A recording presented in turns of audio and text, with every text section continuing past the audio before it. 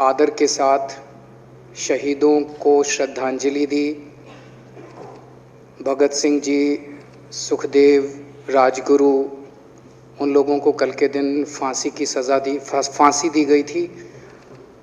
उन्होंने देश को आज़ाद कराने के लिए सबसे बड़ी शहादत दी।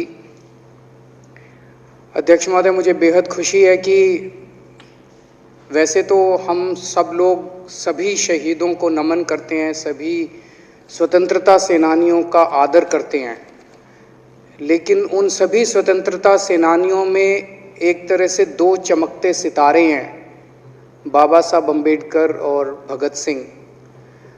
दिल्ली सरकार ने ये निर्णय लिया है कि बाबा साहब अम्बेडकर और भगत सिंह जी की तस्वीरें सभी दिल्ली सरकार के दफ्तरों में लगाई जाएंगी। कुछ दिन पहले पंजाब सरकार ने भी ये निर्णय लिया है कि पंजाब सरकार के भी सभी दफ्तरों में भगत सिंह और बाबा साहब अम्बेडकर की तस्वीरें लगाई जाएंगी।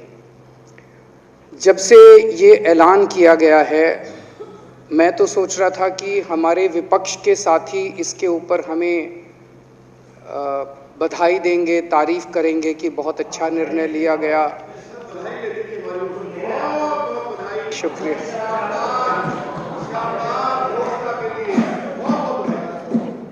लेकिन जब से ये ऐलान किया है कि इतना, यहाँ तो कहने के लिए कह दिया, बाहर एक मिनट मेरे को पूरा, हमें इतना क्रिटिसाइज किया जा रहा है। बीजेपी वाले कह रहे हैं कि बाबा साहब अम्बेडकर और भगत सिंह की क्यों लगाई, सावरकर की क्यों नहीं लगाई, हेडगेवार की क्यों नहीं लगाई। तो मैं कह रहा हूँ भाई, सावरकर की और हेडगेवार की तुम लगा लो। अब देखो, जो बोल रहे थे उसमें तो किसी ने टिप्पणी नहीं की। मैंने कहा भाई सावरकर की बोल रहे हैं, सावरकर की और हेडगेवार की तुम लगा लो, हम बाबा साहब अम्बेडकर की और भगत सिंह की लगा लेते हैं। कांग्रेस वाले चिल्ला रहे हैं, इंदिरा गांधी की क्यों नहीं लगाई, राजीव गांधी की क्यों नहीं लगाई, सोनिया गांधी की क्यों नहीं लगाई। तो हम कह रहे हैं भाई, इंदिरा गांधी की तुम लगा लो, हम तो बाबा साहब अम्बेडकर की और भगत सिंह की लगाएंगे। अध्यक्ष महोदय, मेरे को पता नहीं था ये लोग बाबा साहब अम्बेडकर और भगत सिंह से ऐसी नफरत क्यों करते हैं सारे प्रतिपक्ष के लोग। मैं आपको बताता हूं क्यों करते हैं, और खासकर बीजेपी वाले बाबा साहब अम्बेडकर से इतनी नफरत क्यों करते हैं, मैं बताता हूं आपको। बाबा साहब अम्बेडकर ने संविधान बनाया, मैं बता देता हूं आपको, आप भी सेटिस्फाई हो जाओगे।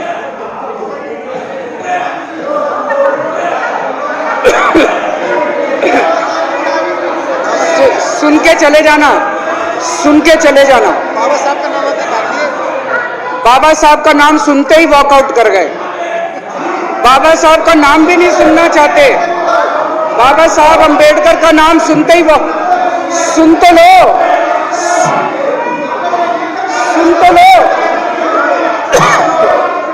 तमाशा, और ये सब कुछ जो इन्होंने बोला वो सच बोला। सुन तो लो।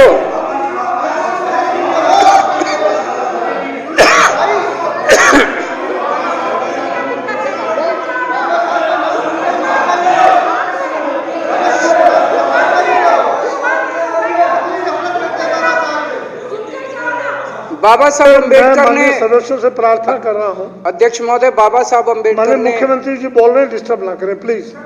नहीं, ये कोई तरीका। सत्य कौन बोल रहा था? सत्य क्या बिजुली जी ने बोला? सब आप बैठ जाइए। अब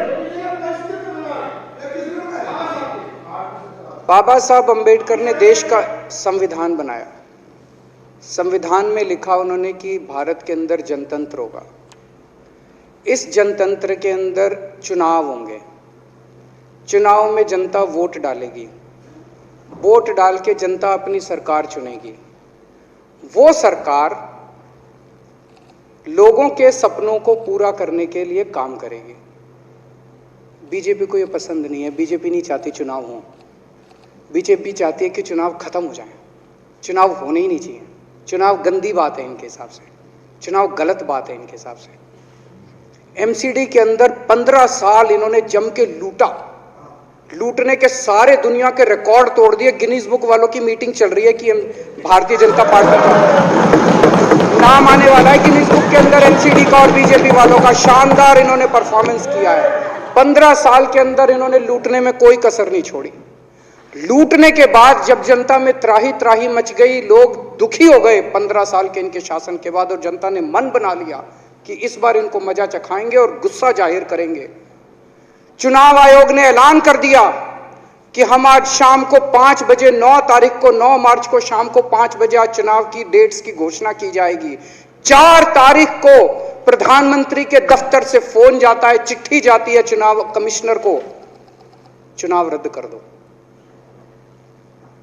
पूरी दुनिया के अंदर आज तक ऐसा नहीं होगा कि प्रधानमंत्री सीधे सीधे चुनाव कमिश्नर को फोन करके और चिट्ठी लिख के कहते हैं कि चुनाव रद्द कर दो। इसलिए ये नफरत करते हैं बाबा साहब अम्बेडकर से। ये कहते हैं बाबा साहब अम्बेडकर नहीं होता तो जनतंत्र नहीं होता इस देश के अंदर। कल एक बीजेपी का बड़ा नेता मिला, बोला जी मैंने तो अपने बीजेपी के बड़े नेताओं को बोल दिया ये चुनाव का चक्कर छोड़ो, एमसीडी में भी एनडीएमसी जैसा कर दो। मैंने कहा इसका क्या मतलब? वो बोले जैसे एनडीएमसी में चुनाव ही नहीं होते, एनडीएमसी में केंद्र सरकार नॉमिनेट कर देती है। बोले जी एमसीडी में भी यही हो जाना चाहिए। अध्यक्ष महोदय, इनका बस चलना इस देश के अंदर सारे राज्यों में और देश में चुनाव कराना बंद कर दें ये। इसलिए ये नफरत करते हैं, इसलिए बाबा साहब अंबेडकर से नफरत करते हैं ये लोग। बाबा साहब अंबेडकर चुनाव की प्रक्रिया रख के गए थे, इनका बस चले तो ये चुनाव कराना बंद कर दे। कह रहे हैं हम तीनों एमसीडी को यूनिफाई करना चाहते हैं। अरे 7 साल थे तुम्हारे पास, सो रहे थे क्या 7 साल से? कहां थे तुम लोग 7 साल से? क्यों नहीं तुम लोगों ने क्यों नहीं तुम लोग यूनिफाई करने के लिए पैसे चाहिए? क्यों नहीं तुम लोगों ने यूनिफाई किया 7 साल से? चुनाव के 1 घंटे पहले तुम लोग चिट्ठी लिख रहे हो, अब सो के जागे हो कि अब यूनिफाई करोगे। तो यूनिफाई नहीं करना, चुनाव टालने हैं क्योंकि हार रहे हैं। मेरी हाथ जोड़ के विनती है, हार जीत लगी रहती है, कभी ये पार्टी हारती है, कभी वो पार्टी हारती है, कभी आज बीजेपी हारती है, कभी आम आदमी पार्टी भी हारती है, कभी कांग्रेस हारती है। देश बड़ा है, देश की सोचो। आज आम आदमी पार्टी है, कल आम आदमी पार्टी हो सकता है ना हो। आज बीजेपी है, कल बीजेपी हो ना हो। आज केजरीवाल है, कल केजरीवाल नहीं होगा। आज मोदी जी हैं, कल मोदी जी नहीं होंगे। कोई बड़ा नहीं है, देश बड़ा है, मुल्क बड़ा है, कौम बड़ी है, समाज बड़ा है। देश को नहीं झुकने देना, देश को नहीं टूटने देना, देश को नहीं किसी भी हालत में देश पे आंच नहीं आनी चाहिए। ये लोग देश के साथ खिलवाड़ कर रहे हैं, ये लोग संविधान के साथ खिलवाड़ कह रहे हैं। हम यूनिफाई करना चाहते हैं। इन्होंने एक चिट्ठी लिख दी चुनाव आयोग को कि हम तीनों एमसीडी को यूनिफाई कर रहे हैं, इसलिए चुनाव टाल दो। चुनाव आयोग ने चुनाव टाल दिया। कल को दिसंबर में गुजरात के चुनाव हो रहे हैं। अब जनता कह रही है ये गुजरात हारेंगे। अब अगर ये गुजरात हारेंगे तो ये 10 दिन पहले चिट्ठी लिख देंगे चुनाव आयोग को कि भाई हम गुजरात को और महाराष्ट्र को एक कर रहे हैं, इसलिए गुजरात के चुनाव टाल दो। गुजरात के चुनाव टल जाएंगे। अगली बार ये लोकसभा हारेंगे, चिट्ठी लिख देंगे जी ये पार्लियामेंट्री फॉर्म ऑफ सिस्टम बड़ा खराब है, हम प्रेसिडेंशियल फॉर्म ऑफ सिस्टम ला रहे हैं, संविधान बदल रहे हैं, चुनाव टाल दो। चुनाव टल जाएंगे। ये क्या मजाक बना रखा है इन्होंने, नौटंकी कर रखी है इन्होंने। भारत जनतंत्र है, देश ये बर्दाश्त नहीं करने वाला जो इन्होंने नौटंकी कर रखी है। कहते हैं हम दुनिया की सबसे बड़ी पार्टी हैं, हम तो जी दुनिया की सबसे छोटी पार्टी हैं। फिर भी डर गए तुम लोग।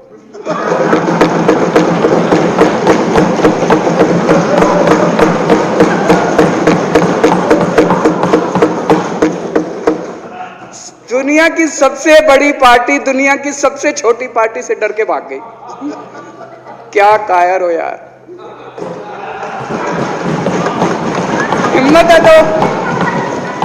हिम्मत है तो चुनाव लड़के दिखाओ बीजेपी वालों, मान जाएंगे तुम। हिम्मत है तो चुनाव लड़के दिखाओ। कहते हो 56 इंच का सीना है, नहीं तो मान लो 56 इंच का सीना नहीं है, झूठ। नहीं तो मान लो कुर्ते के नीचे 56 इंच का सीना नहीं है, झूठ है ये। कल मैंने देखा, आपको भी बुरा लगा, मैं आपके कमरे में जब चाय पीने आया, आपने मेरे साथ अपना दुख शेयर किया कि जब एलजी साहब ने भाषण शुरू किया, ये सारे खड़े हो गए नारे लगाने। क्या कश्मीर फाइल्स टैक्स फ्री करो, और पीछे से 2 जने कह रहे थे दारू की दुकानें बंद करो। अब इनको भी नहीं पता आज नारे किस चीज के लगाने, ऊपर से आया तो था ऊपर से आया तो था। तो 2 जने कह रहे थे दारू की दुकान बंद करो, आगे वाले कह रहे थे कश्मीर फाइल्स टैक्स फ्री करो, फिर दूसरे वाले ने कहा आज कश्मीर वाला नारा लगाना है। तो जैसे रैलियां होती हैं उसमें कुछ टीवी वाले माइक लगा देते हैं कि हाँ जी किस लिए आए हो, तो वो यूं यूं देखता है किस लिए।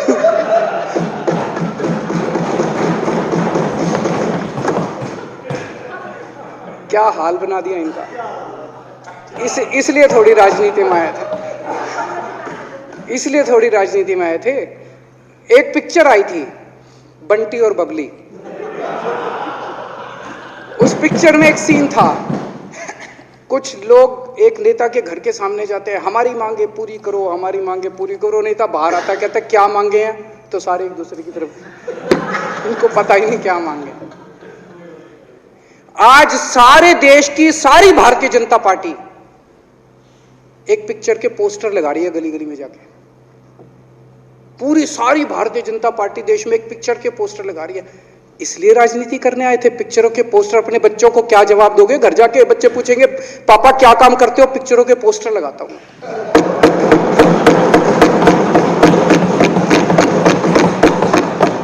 8 साल केंद्र सरकार चलाने के बाद अगर किसी देश के प्रधानमंत्री को विवेक अग्निहोत्री के चरणों में शरण लेनी पड़े तो इसका मतलब उस प्रधानमंत्री ने 8 साल में कोई काम नहीं किया।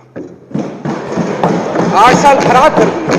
बताओ, विवेक अग्निहोत्री के चरणों में उनको शरण लेनी पड़ रही है, बचा लो बचा लो बचा लो। अगर किसी प्रधानमंत्री को कह रहे हैं कश्मीर फाइल्स टैक्स फ्री करो, अरे यूट्यूब पे डाल दो, फ्री फ्री हो जाएगी। टैक्स फ्री क्यों करा रहे हो? इतना ही तुमको शौक है, विवेक अग्निहोत्री को बोलो यूट्यूब पे डाल देगा, सारी पिक्चर फ्री है, सारे जने देख लेंगे एक ही दिन के अंदर। टैक्स फ्री की क्या जरूरत है? यूट्यूब पे क्यों नहीं डाल? कल एक मैंने अखबार में पढ़ा, हरियाणा के अंदर एक भारतीय जनता पार्टी का ही एक एमएलए था, उसने कहा आज मैं पार्क के अंदर इसकी फ्री स्क्रीनिंग करूंगा। तुरंत विवेक अग्निहोत्री का ट्वीट आया खट्टर साहब के, खट्टर साहब देखो ये फ्री में कर रहा है, इसको बोलो टिकट लेके करेगा। भाई साहब, कश्मीरी पंडितों के नाम पे कुछ लोग करोड़ों करोड़ों रुपए कमा रहे हैं और तुम लोगों को पोस्टर लगाने का काम दे दिया। आंखें खोलो, क्या कर रहे हो तुम लोग? वो करोड़ों कमा गया, कश्मीरी पंडितों के नाम पे करोड़ों कमा गया और तुम लोग पोस्टर लगाते रह गए। क्या हाल बना दिया तुम लोगों का यार। आंखें खोलो तुम लोग।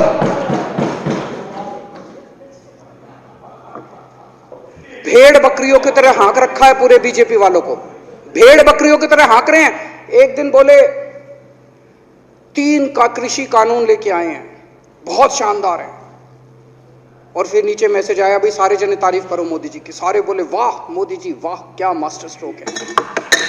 और मेरे को याद है इसी सदन के अंदर इन लोगों ने उन 3 कानूनों की खूब तारीफ की थी, बोले क्या मास्टर स्ट्रोक है और क्या शानदार कानून लेके आए। 1 साल के बाद फिर आया भाई 3 कानून वापस ले लिए, बोलो फिर तारीफ करो मोदी जी की, भाई कानून बेकार थे मोदी जी क्या।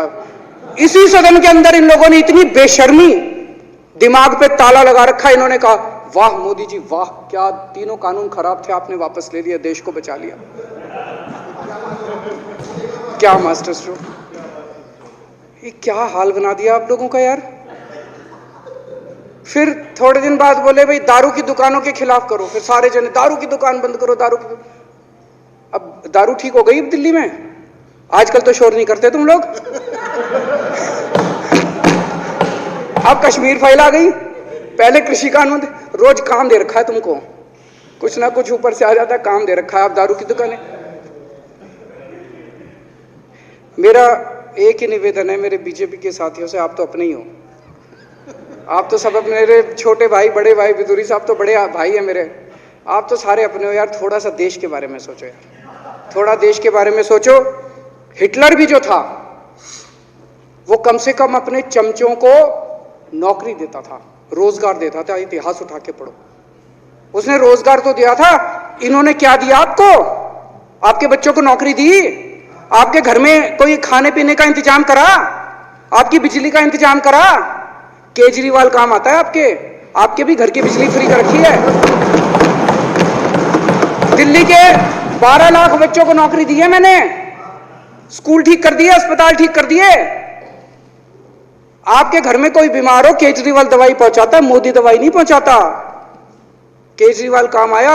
मैं बीजेपी के सारे कार्यकर्ताओं से कहना चाहता हूं, थोड़ा सा दिमाग खोलो। बीजेपी के सारे सपोर्टर्स को कहना चाहता हूं, थोड़ा सा दिमाग खोलो। ये भेड़ चाल बंद करो, भेड़ बकरियों की तरह हाँक रहे हैं ये आपको, ये सब बंद करो। दिमाग खोल के सारे जने बीजेपी छोड़ के आम आदमी पार्टी में आ जाओ।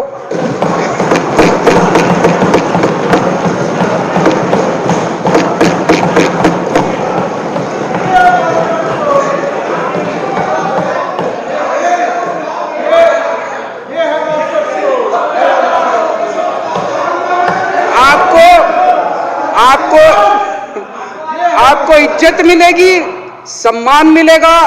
आपसे कतई झूठे नारे नहीं लगवाएंगे। राष्ट्र निर्माण में आपको साथ लेंगे, हम राष्ट्र निर्माण करेंगे आपके साथ मिलकर। ये पोस्टर भी नहीं लगवाएंगे झूठी फिल्मों के।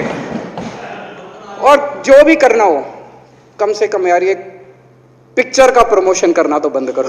ये गंदे लगते हो तुम लोग, अच्छी शोभा नहीं देता आप लोगों को। यार आप अच्छे आदमी हो, कुछ करने आए थे राजनीति में, कहां पिक्चर के पोस्टर और प्रमोशन करने में लगा दिया। कल एलजी साहब की स्पीच पूरे देश ने सुनी। एलजी साहब को एक तरह से केंद्र सरकार का नुमाइंदा माना जाता है। एलजी साहब ने भी हमारी सरकार की कितनी तारीफ करी। 50% जीडीपी 5 साल के अंदर बढ़ गया। भारत में आज तक कभी किसी राज्य का नहीं हुआ। इतने शानदार काम दिल्ली सरकार ने किए हैं कि केंद्र सरकार द्वारा नियुक्त एलजी साहब ने भी दूसरी सरकार की, आम आदमी पार्टी की सरकार की भूरी भूरी शब्दों में तारीफ की। मैं एलजी साहब का बहुत बहुत शुक्रिया अदा करना चाहता हूं और इस धन्यवाद प्रस्ताव का समर्थन करता हूं।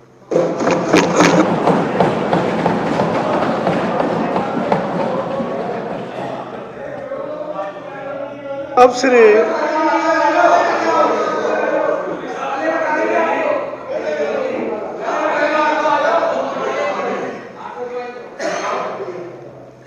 श्री गोपाल राय जी, माननीय विकास मंत्री द्वारा प्रस्तुत धन्यवाद प्रस्ताव पर सदन के सामने है।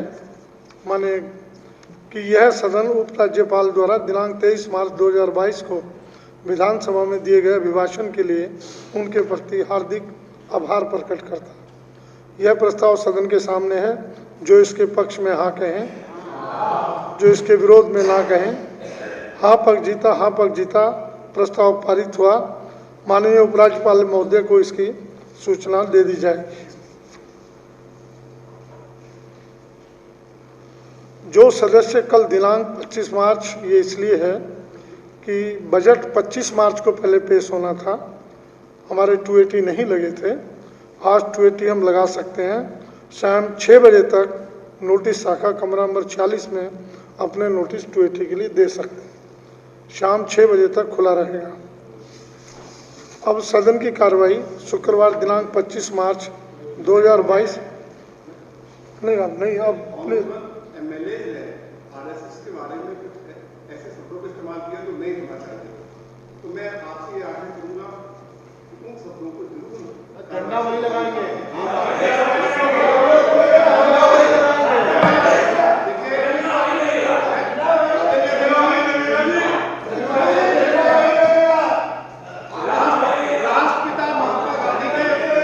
कौन से शब्द इस्तेमाल किए, सब तो बोलिए।